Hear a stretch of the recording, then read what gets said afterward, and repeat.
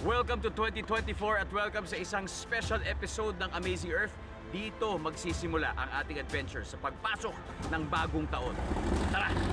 So for the first time, hiwalay akong babiyahe sa Team Amazing Earth. Papunta dito sa location na pupuntahan natin. Apatan na ang chopper nito. Pero huwag kayong mag-alala. Sasama ko pa rin kayo sa biyahe.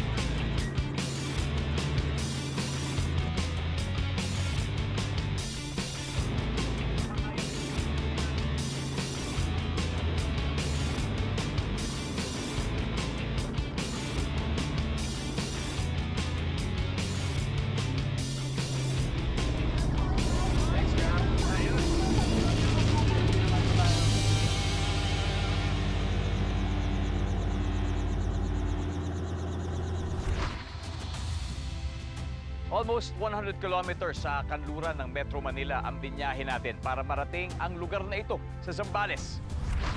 Ang mga nakita ko mula sa ere, isi-share ko sa inyo kasama ng kaibigan nating Pilipino. Bihira ang pagkakataon makasakay ng helicopter kahit na sino. Pwede na lang siguro kung presidente ka o kaya milyonaryo. Kaya naman excited akong i-share sa inyo ang aking helicopter adventure.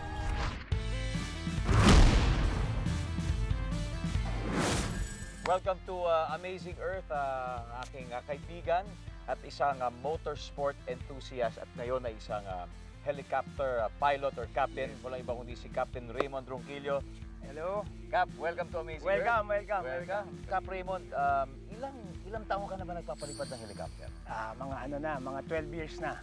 12 years? Yes, 12 years. Ako kasi first time kong dinaanan natin kanina, yung ruta na yon.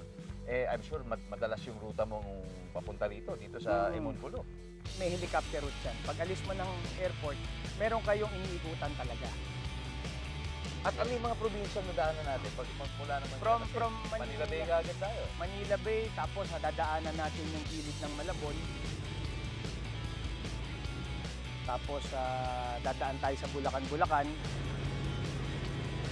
Tapos tatagpasin natin yung Basa Airport na nasa Pradera na yan, Pampanga. Tapos didiretso tayo ng Bataan. Pagkatapos natin ng Bataan, paglagpas mo sa bundok, SBMA.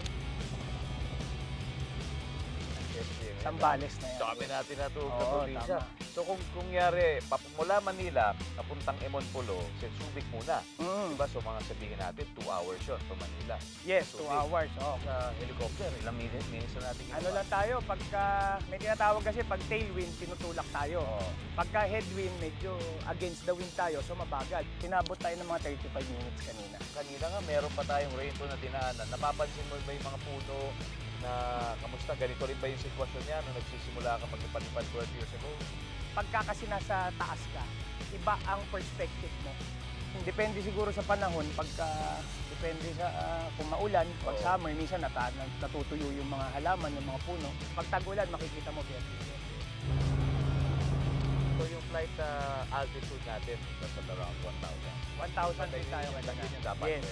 Actually, ang legal na lipad is 600 to 700. Pero pag talagang gusto mong safe para wala kang tamaan, sa 1,000 tayo. Maraming salamat. Napakagandang adventure na binigay mo sa amin ngayon dito sa Amazing Earth. First time ko at I'm sure yung mga manonood, parang dinala na rin natin sila sa Ipapawi. Kaya Cap Raymond Ronquillo, Thank you, Dong. Maraming salamat. Thank you. And more power to Emon.